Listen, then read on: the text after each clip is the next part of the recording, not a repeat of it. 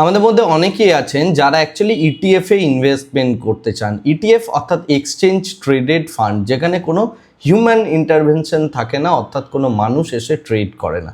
আজকে আমি 5টা ইটিএফ নিয়ে কথা বলবো, যে 5টা ইটিএফে যদি আপনি ইনভেস্টমেন্ট করেন তাহলে সেক্ষেত্রে আপনার টোটাল ইনভেস্টমেন্ট একটা ডাইভার্সিফাইড পোর্টফোলিওর মতো বিহেভ করবে। মার্কেটের যতই আপস অ্যান্ড ডাউনস হোক না কেন, আপনার পোর্টফোলিও অ্যাকচুয়ালি ভীষণ রকম স্ট্রং থাকবে।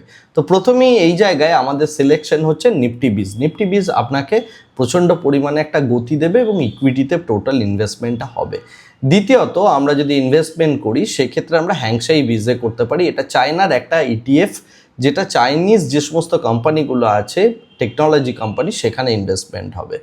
তৃতীয়ত, আমরা মতিলাল ওসওয়াল ন্যাসড্যাক 100 অর্থাৎ মন 100 নামে যে ইটিএফটা রয়েছে সেখানে ইনভেস্টমেন্ট করব, এবং এই ইনভেস্টমেন্টটা পুরোপুরি চলে যাবে ইউএসএতে, অর্থাৎ আমেরিকার যে সমস্ত টেকনোলজি কোম্পানি আছে সেখানে।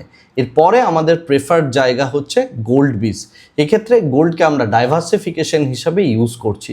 আর লাস্ট অর্থাৎ পঞ্চম আমাদের যে ইটিএফটা থাকবে সেটা হচ্ছে লিকুইড বিজ।